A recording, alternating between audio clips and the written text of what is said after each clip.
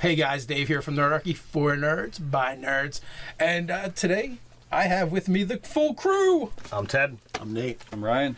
And today we're going to delve into the PHB and the new Unearthed Arcana. Only lightly into the PHB, but the only reason I bring it up is because... Contrast. Yeah, Watts had introduced a new version of the Ranger because people cried about it, I guess, enough. Which, you know, I have a whole thing about that. But, so Unearthed Arcana, Ranger, we have 5 levels of a playtest. Mm-hmm. You know, we've all read over it. I got some things highlighted on a piece of paper. It's very efficient. Yeah, and I went back and, you know, rechecked some things in the Ranger. So and we're ready to go. If you haven't read it, it's available over on Watts. I'm certain we can grab the link and put it down below. Yes, we can. You know, there's something important I just noticed. There's like fishing tackle on the Ranger page. Like, really? Like, there's like a thing here. There's fish hooks here. Like, there's like a lure. Well, he's a ranger. He's the wilderness. It's nature-y, but it's like alluring. He likes to go fishing. I'd rather be fishing as like his bumper sticker than ranging. Yeah, on his horse. Yeah, exactly. So the designer notes say the Ranger presented here was built around a small number of concepts that define the class. These concepts serve to make the class distinct and create a cohesive sense of the Ranger's place in the world. So some people feel that the Ranger that's presented here doesn't really fit in, and it's underpowered in comparison to some of the other classes. So to that, I want to say, I think the Hunter Ranger is fine. There's nothing wrong with him. He does everything. Companion is the terrible. He does everything it's supposed to in the game. It's efficient in combat, and it has cool out of combat uses and flavor. Right. Mm-hmm. You know, the hallmark of the Ranger for the longest time has been favorite enemy, and this is the only edition of the game where I actually like the favorite enemy and what they've done with it. Well, the favorite enemy, like, it doesn't really do much. It's just like it helps you find them. Yes, like, you have the ability to know about them and track them, which to me I think is all you really need. And bonus language. And the bonus language, if but available. I mean, but like, so in past editions, it's so rare and fleeting that you come across your favorite enemy. But you know, like, it was actually statistical, like, advantages. Yeah. So like, this is more flavor. Third edition just layered, you know, as it did with everything else, just layered bonuses, and bonuses.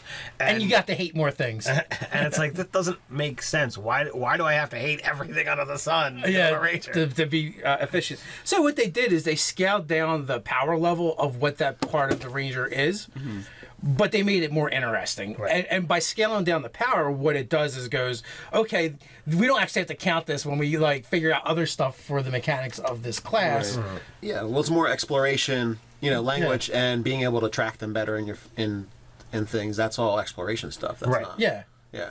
So, and also too, like, they could have just changed the language and did like favorite quarry or something like that. Like, I know favorite enemy is like, you know, it's got a tradition in second ed or whatever, but favorite quarry, it's like you just hunt this thing very well. Like, yeah, but it still leads to the same problems of it becomes a strong ability versus certain things. I'm just talking about linguistically and not statistically. Not the mechanics. What I believe they did with this edition was they took out everything that was going to be, oh, this is good if the DM makes it good. Yeah. Like, if you never, I'm aberrations. Well, we're in a city and there's no aberrations anywhere. Ever. Yeah. So it's they don't like, exist in this world. Yeah, so yeah, you get a bonus to these creatures for like social role-playing kind of things where you get their language and you also get to be able to do other things, but not like just straight out bonuses, and then say, well, you get all these bonuses to all these specialized creatures, so we have to make you crummy the rest of the time. So like, he's just like, the hunter's just overall good at everything. Right.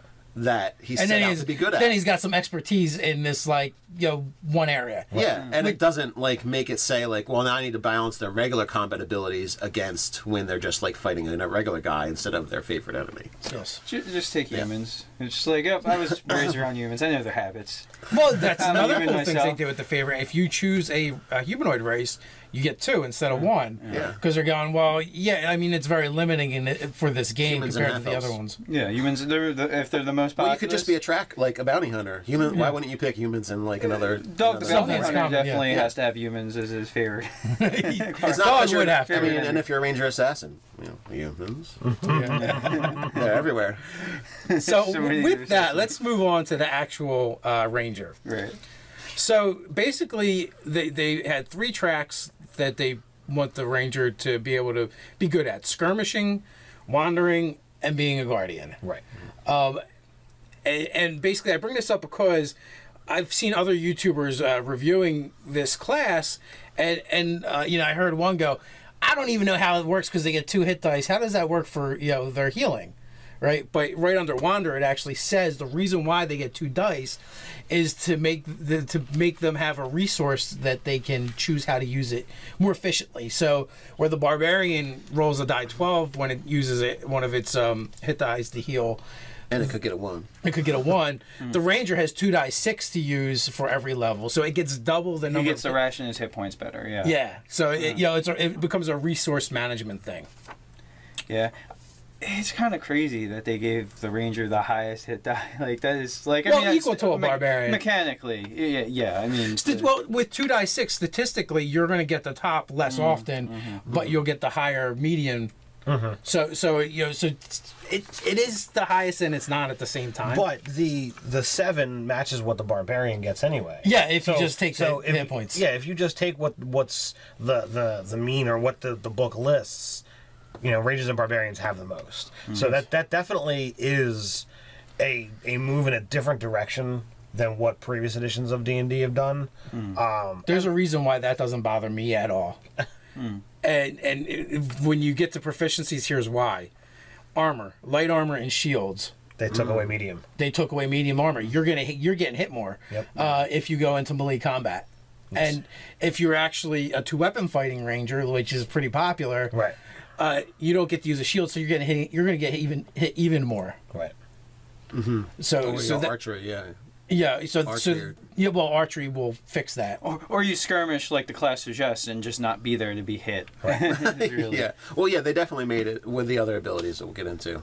But Yeah. I don't have a problem with the hit points either, because when you think about it, if you had to pick 2 classes out of all of them, that would just be like, I need to travel to this town, get a party of adventurers because it's dangerous, or just walk there. Barbarian, I think Barbarian and Ranger Rangers would be the guys to be like, I'm just going to go. By myself? Whenever you get the wagon train together, guys, you can join me. Yeah. Yeah, so again, like you said, I'm fine with that. They got simple martial weapons. Yeah, we already mentioned the 2 die 6 per level. Fine.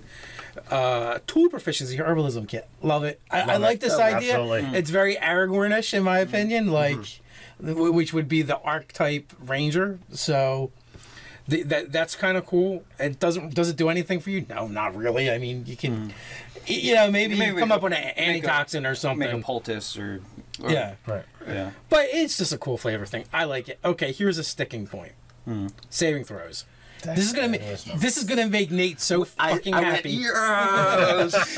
When I saw it. Nate, let me break it to you. This is a typo. Someone screwed up. You know what? There's already a errata for it? No. Yeah, Because those are like the 2 strongest saving throws. I knew. Con, Dex, Con, and Wisdom are your good saves. Should have gave them all 3. Charisma, Intelligence, and Strength are your bad saves. Every other class has got one of each. Yeah. It's like, balance, jam, take that. And not only that, so this is really like your saving throws are really kind of denoting the flavor that I've gotten from reading it is, yeah, you want a good wisdom, you want a good dex, and you know, with not being able to wear medium or heavy armor, you're going to need the dex to help you. Survivability, this is really, it leans a lot towards going, hey, you should really be an archer, Right. in my opinion, or a finesse fighter. Yeah, or finesse. yeah. I like the idea that they don't actually get any spell casting. Oh, but That they've was also my- keyed some other things off of wisdom too. Like Oh yeah, there's definitely other things, but they're not spellcasters. They still get 3 skills in addition to their tool proficiency. So they're now Actually bumped up one.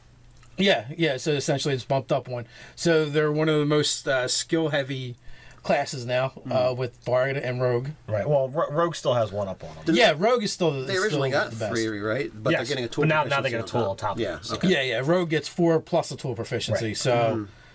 They're still the gods of skills, and Bard is what is Bard 3? 3 and- Bar, three and 3 musical instruments. Yeah, so they get yeah, a and a lot. whole But thing. musical instruments, whatever. You play a flute, the drums, and the lute. So what? Dodge this attack. bagpipes, man. Yeah. So all that is fine. I like where they went with that stuff. Good enough. Now we get into the abilities. Now this is where they turn the corner and things get really interesting. They kept Natural Explorer and Primeval Awareness. But Ambuscade, man. Ambuscade. Yeah, that is pretty freaking Yeah, I'm sick. just going to go first. I have this ability. It's called Go First. Yeah, unless you're surprised, and in which case you're just not surprised. And It's like, okay, well, I'll act on my initiative this turn. Yes. Because, I'm just not surprised. It's like, dude, it's freaking This really fantastic. sets up the Ranger Rogue hardcore. Yes. I mean, because with your sneak attack, and then you're getting out of the way. He's got some abilities to get out of the way that we'll talk about too.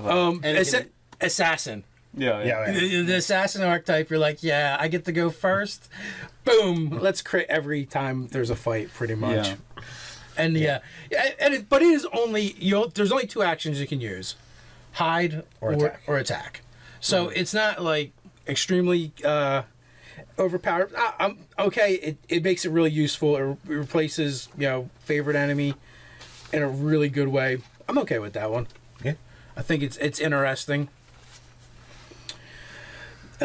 Next we have Natural Explorer fighting styles. That's all the same from PHB Ranger.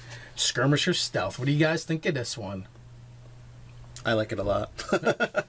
It's kind of weird in the sense that you're hidden from one person. Yeah, but if there's 10 orcs, there's one orc that can't see you, and everybody else, dude, he's right there. Where? Yeah, right there. Oh no! It is kind of. Hidden is more obscuring. It would be like Ted goes behind that screen, and I don't know which side of the screen he's going to come back around, even though it's not like he's invisible. Yeah, No. it's like that he's there. It's just you can't get a beat on him. But to one person. To one person. Well, you can still attack him. You just do it with disadvantage. So you know he's there, and you can probably even see parts of him. But Right, it's fine until you get to 2 people. Then it gets weird.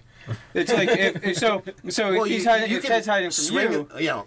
Ted, shoot Ryan with something, through Dave. Yeah, Ryan's hit. Yeah, but you're talking mechanics, right? I'm talking common sense or just logic and ration goes. Why can 9 of the 10 people see him, but the one guy is like, "I don't know what you guys are talking about." It's weird. You want to defend it, but it is weird. No, hidden is still okay. They really should have said partially obscured or something, but that doesn't sound like a really good skill to take. But really it's from one guy. Yeah, that's fine. Technically, the mechanics of it all, it really should be. You should be able to position yourself, in a quote unquote blind spot, and if you can tactically create the situation, They just assume that you do that. If there's 2 people, you're just using the other person to obscure yourself from the other one. But realistically speaking, there's nothing that says that you have to mechanically do that. So you can literally be standing in the middle of nowhere. You're right there. You can't see me. Well, LARP style. It leads to a I'm actually lot glad of they didn't silliness. tactician it up and be like, you have to have a tree or a shrub to hide behind. Let me just say, the ability is silly. cool. Don't think about it too hard, or you'll hurt yourself. Yes, with laughter. Your brain will shatter. I will 100% agree with that, Dave. Yeah. Is this also the one where you get, as a bonus action, you can take the hide action?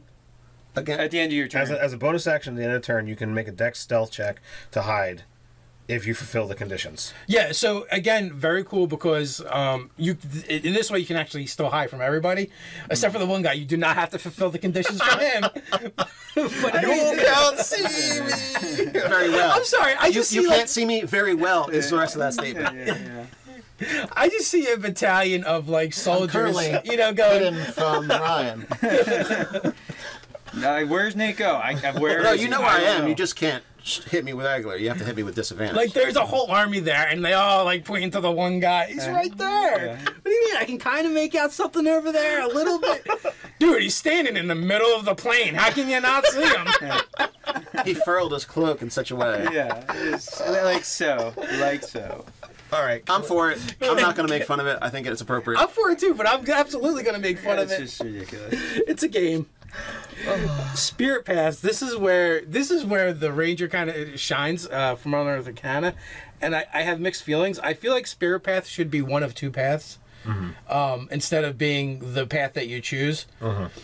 Because in this instance, you're pretty much all these Rangers are your Beast Companion Rangers. Reskinned, yeah. Well, reskinned to be Dres good. Duardin. Well, yeah, kind of. Yeah. Well, yeah. But basically, they didn't come. They didn't give any of them a panther, but you can just change one of them to make them a panther. Don't change the wolf to a panther. Yeah, you can absolutely. yeah. So should we tell them what we're talking about? Sure. Let's go ahead.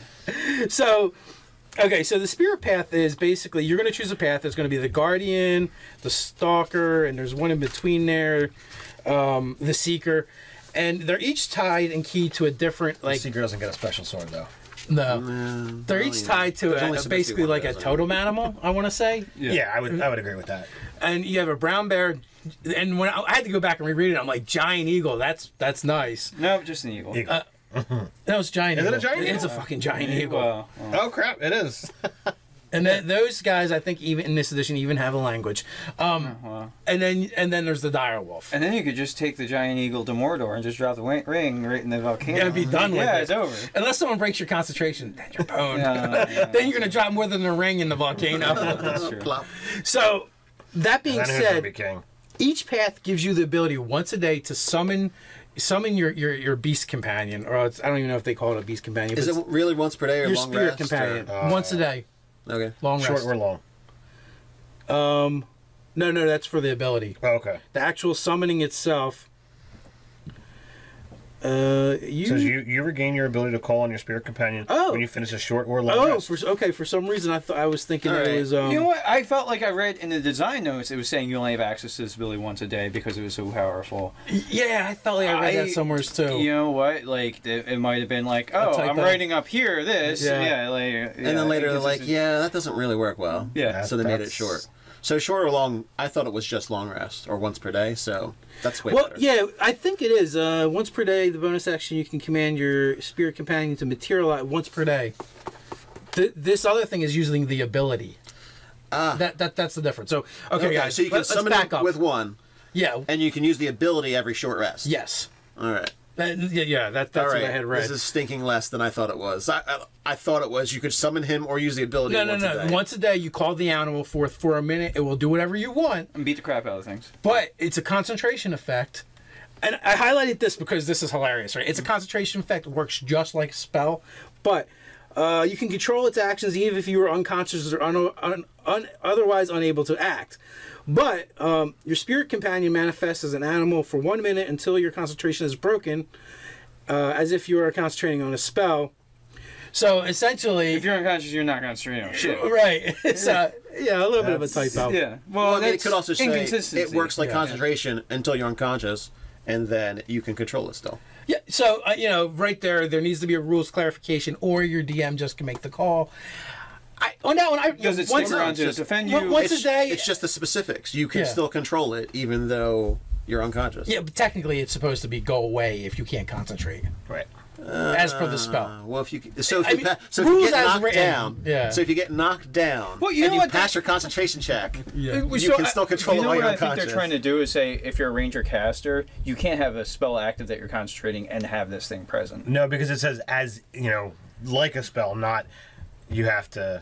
You're is concentrating on counts. this. You can't concentrate on this and other we all know concentration how spell. concentration works, but they have a specific ruling at the bottom of that sentence, on the paragraph, that That breaks. states you can still control it while you're unconscious. Right. Therefore, you can still control it while you're unconscious.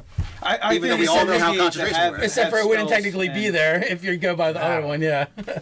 Yeah. So that one, I Need don't some know. clarification. Some clarification, or the DMs just decide how you're going to do it. In your game, in my game, I just let it stay. Right. It's a minute, once once a per day. day. Yeah. Yeah. Once a day, it's not that big a deal. Yeah. And if it really bothers you, it's still there. Just kill the fuck out of it. It's got half the hit points of the ranger. So If you can drop a ranger, you can drop his companion. So that's really cool. And then we have the actual abilities of each one. right. And these are the things that you can actually use once per short rest. Guardian Shroud, very cool. Bonus hit points for you or one of your companions. Yep. 2d6 plus your wisdom.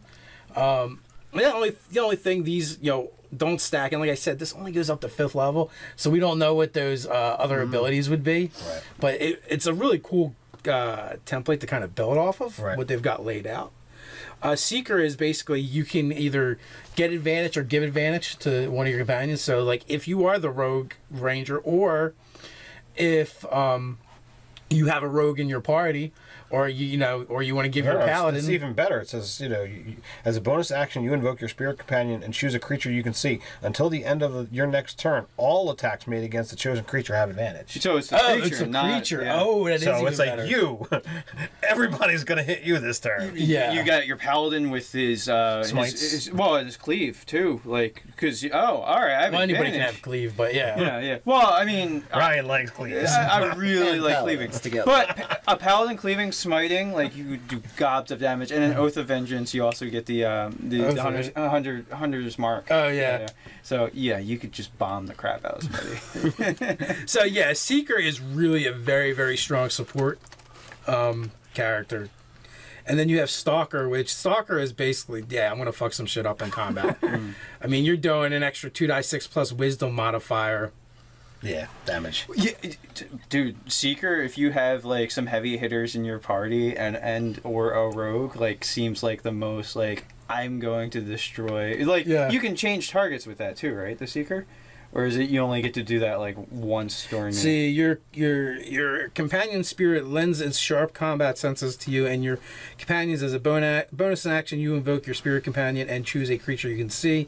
Till the end of your next turn, all attacks against the chosen creature has advantage. Okay, Yeah, so so it's you a get- one shot to yeah. really kill somebody. Yeah, Yeah. it's you know the bears, you know, 2d6, plus wisdom modifier, hit points for one creature, it's temporary. The Seeker, you can get one thing to get advantage on for a round, and the Stalker, one attack on one thing gets 2d6. Yeah, so these aren't very strong at all. You know, I heard people whining and crying, babies, Yeah, it's about being overpowered. But it's all like one, essentially one round situations. yeah, So it's not not killer effects. I'd say the Seeker is probably the most powerful out of that one because that's the one that gives advantage, right, Yes. to everybody. yeah. Because you're really It's a probably dog gonna pile just effect. totally stomp I mean, whatever that is. Compared to the regular ranger that just can pretty much cast Hunter's Mark every combat, 2d6 plus wisdom, sure, you hit hard once, but the regular ranger, especially if you're a hunter, with the one that if they're already damaged, you do an extra die 8. Yeah, you're doing D8, D6. Every attack almost, pretty much.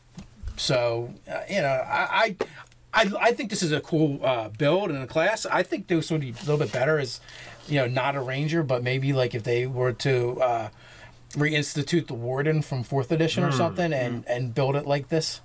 Yeah.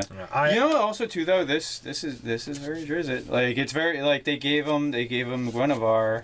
Like that's that's like he's a Stalker.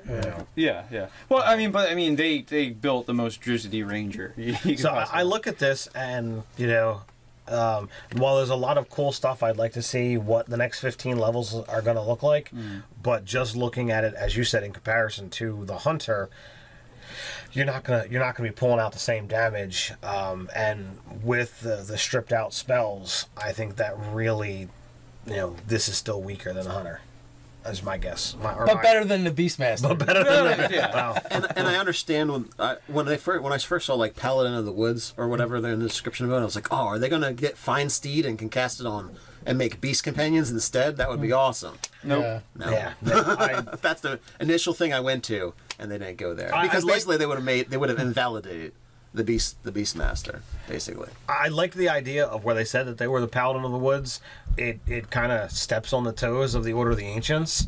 Well, Like I that think already that's exists. that's the opposite. I think the Order of the Ancient gets in the Rangers territory, but I don't actually really care. It gets nice in your necessarily about ranger. that. They're 12 distinct classes, but Right. how many of them swing swords? Like they all step on each other, as far as I'm concerned. The swing sword. So I like it. It's got a nice feel. It's definitely something that I would play. Whereas the Beast Companion, as it's written, I wouldn't.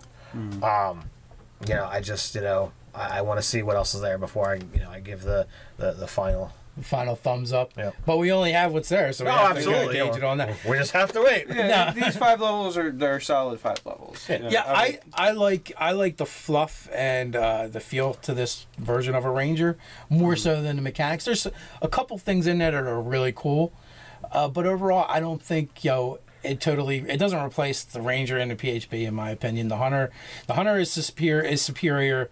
The Beastmaster will always suck. That's why we fixed it in our game, and with the fix that I instituted in my game, I'd probably rather play that Beastmaster.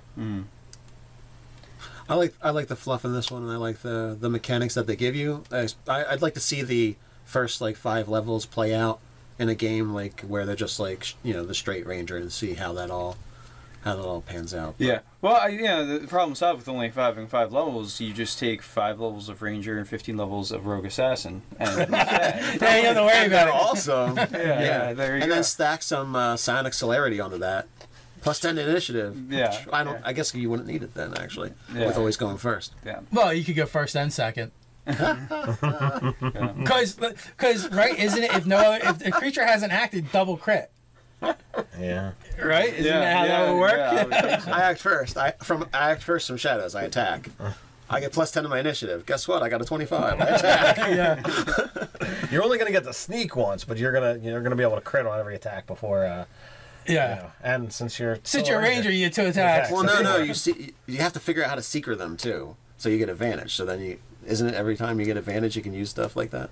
Oh, you won't get the double. You can only sneak attack once per round. Right. Yeah. So. Well, yeah. But you'll still be able to crit with everything else. But I don't know how Guardian of the Forest somebody was going to be like an assassin. So I don't know how those would mix together. Killing for nature, wise. dude. Yeah, Killing for nature. You're like Greenpeace, like a Greenpeace assassin. Like Judge Dredd Well, of the Forest. it says that they're like the paladins of the woods. Well, if you're a hunter of the things that are destroying the forest. I don't remember the name of the character, but in the Mickey Reichert Zucker trilogy, Last of the Renshai, later on they introduce a hunter character who Colby always refers to as an archer, and he hates it because he doesn't consider himself a soldier or a warrior. But in so he loses an eye, I think, later in the series, and he steals a kill from Colby. Which is really a dangerous thing to do, and by putting an arrow right through like an arrow slit or something, or the visor. The visor, and just because he kind of wanted to prove he still had it. So like that guy might have some levels of assassin without being an assassin. As far as the accuracy, there are some getting totally off topic. MZR, if you haven't read the Renshai stuff, go check it out. Like some people, when they build characters, they're actually looking at, like, they're distinctively different. It's ability classes. sets and not necessarily the class. Sometimes. Right. If you're statting out your character's, level arc, you can say, well, I'm going to go in this direction, I'm going to go in that direction, and especially things that don't require hardcore training. Like, I'm going to become a cleric and learn to cast these spells, or I'm going to be a wizard and learn to cast these spells. It can be just martial sets that complement what you're working on, in my opinion. Well, yeah, there's definitely classes that don't actually identify themselves. Like a fighter doesn't go, I'm a fighter. A rogue's not going around, I'm a rogue. A bard might identify himself as a bard or a minstrel or a skald. A wizard, well, yeah, they probably say they probably use the term wizard. I'm a wizard. A warlock, I don't know that you go around going, I'm a warlock. No, you're definitely on the down low. A paladin, you're a holy warrior of your god, so you could actually say, a paladin of. It works. A ranger kind of works. A monk, ranger, warder. A monk. You're from a monastery. You just boot people to the head. Yeah, pretty much. But but then there's also classes like the fighter and the rogue that just like have a skill set and they're not really going to identify. I'm a soldier or whatever. Yeah, battle master. You didn't actually say that, and if you're like, I'm a battle master, come get it. Because you're actually saying you're a master of battle. Yeah. But I guess that would just be a skilled tactician or a skilled fighter. That wouldn't be, or a skilled warrior. So it's really a matter of, So you're saying that assassins don't have to join an assassin's guild and kill people for money? Like you could just say, like, all right, well, I'm just naturally good.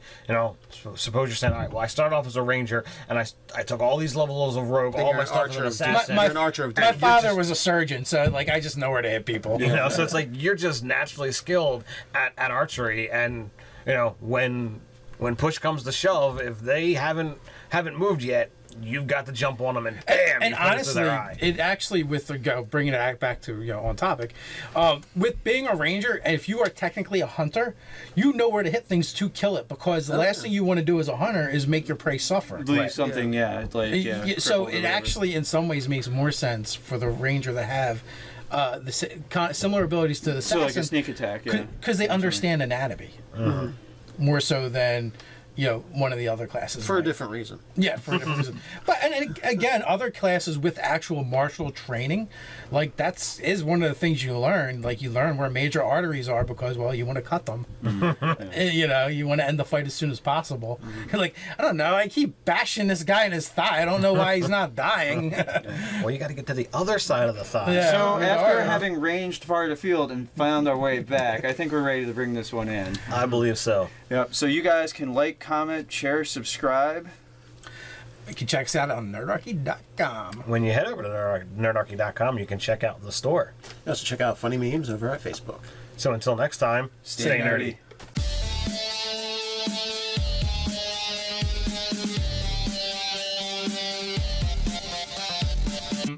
Which, I have a whole thing about that. But so Unearthed Arcana, Ranger, we have 5 levels of a playtest. We've all read over it. I got some things highlighted on a piece of paper. It's very efficient. Yeah, and I went back and rechecked some things in the Ranger. So and we're ready to go. If you haven't read it, it's available over on Watts. I'm certain we can grab the link and put it down below. Yes, we can. There's something important I just noticed. There's like fishing tackle on the Ranger page. Like, really? Like, there's like a thing here. There's fish hooks here. Like, there's like a lure. Well, he's a ranger. He's the wilderness. It's nature, but it's like alluring. He likes to go fishing. I'd rather be fishing as like his bumper sticker than ranging. Yeah, on his horse. Yeah, exactly. So the designer notes say the Ranger presented here was built around a small number of concepts that define the class. These concepts serve to make the class distinct and create a cohesive sense of the Ranger's place in the world.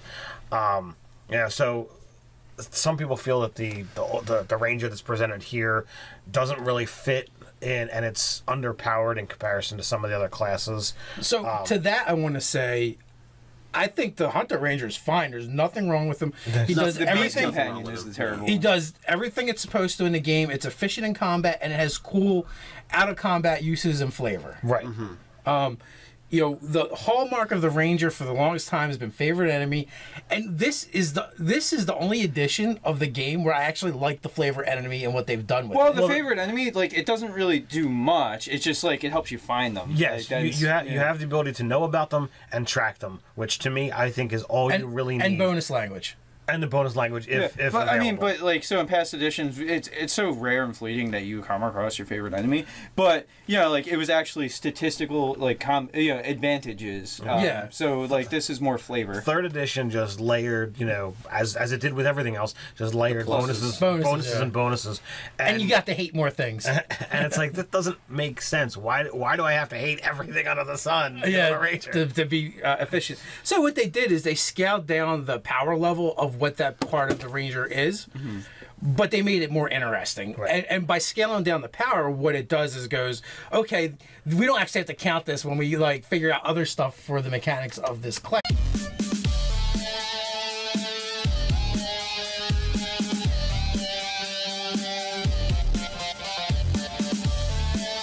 Hey guys, Dave here from Nerdarchy, for nerds, by nerds, and today I have with me the full crew. I'm Ted. I'm Nate. I'm Ryan. And today we're going to delve into the PHP and the new Unearthed Arcana. Only lightly into the PHP, but the only reason I bring it up is because... Contrast. Yeah, Watts had introduced a new version of the Ranger because people cried about it, I guess, enough.